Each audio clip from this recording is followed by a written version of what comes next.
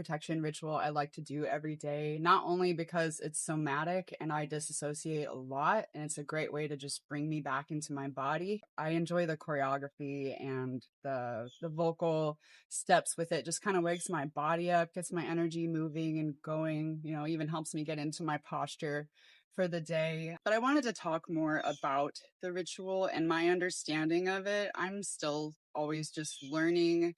I try to do it every day. If I fall off, I just get back on and show up again when I remember. There's 3 parts of it. This is inspired off of the LBRP. It's a beautiful ritual. So if you've never heard of it, I would go look that up too. It's in Hebrew. And I just wanted to understand it more because I've always loved the ritual, but I never understood what I was saying. And so I wanted an English version. And being a mom, it helps to have the ritual just a tad shorter for the days that I'm in a hurry.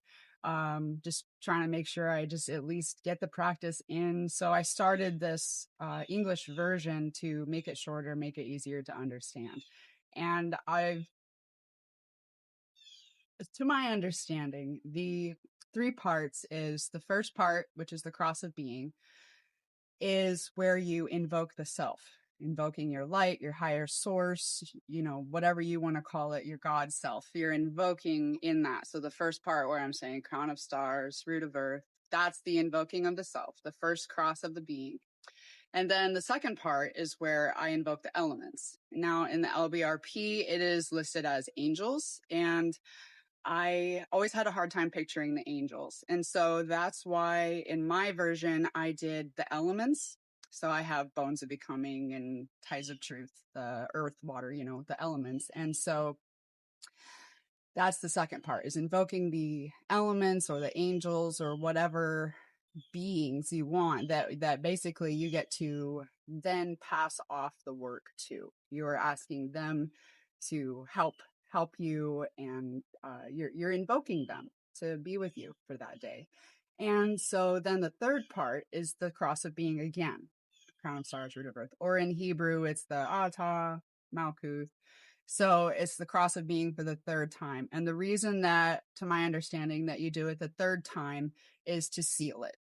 Otherwise, if you were to just do just the cross of being or just the first 2 parts and not this third part, it would be like being a beacon without a shield.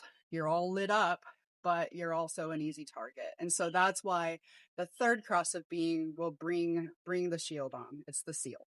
And so I love this ritual. That's why I did the English version. And I'm actually writing another album right now called Animals. And it was just 4 animals that I picked randomly that I've always liked. I've always kind of liked the underdog animals.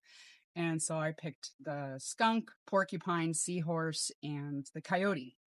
And I realized, like, as I started writing this album, that they all represented an element. And so I was like, oh my God, this is the animals for my LBRP and my mom magic ritual protection. These are the animals. And because I've never been able to picture the angels. And so I'm just like super excited because like porcupine, now I can picture for Mikael or fire. So when I say hand of creation, I'm picturing porcupine now. When I picture heart of receiving, I'm picturing Uriel now, which is the skunk. And the skunk is ending up being like one of my low-key favorites because I feel like the skunk also represents the LBRP. They spray the space, they mark their territory. And that's what I feel like this ritual does. It's marking your territory. It's saying this space is mine.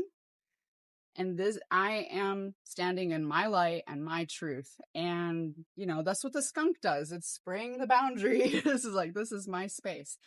So, I'm just having a lot of fun writing this new Animals album. I'm starting to understand my rituals even more.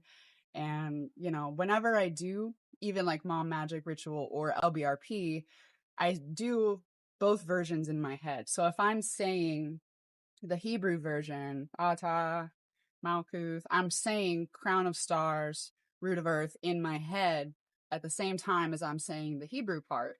And now I'm also able to picture the animal. Like I said, I couldn't never picture the angels so well.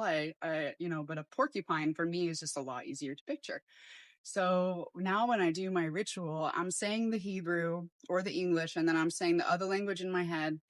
And now I'm seeing the animals. And so, yeah, I just wanted to talk about it a little more and share a little bit of my excitement for this new album that I'm working on. The album's not about the ritual, but it's deeply, deeply and engraved. It just like revealed itself. Like this whole album is just conversations with my inner child with these animals, and they were just the 4 that I picked. But yeah, it turns out it's way deeper, and I get to explore my ritual in this album as well. The why the porcupine for fire, why, and my insecurities as the little one inside, what her insecurities are and her questions. And so it's just a fun album with my dialogues between those animals. And so yeah, I just wanted to share and do my ritual and show up for my practice, and thank you for joining me if you did. And yeah, stay sealed.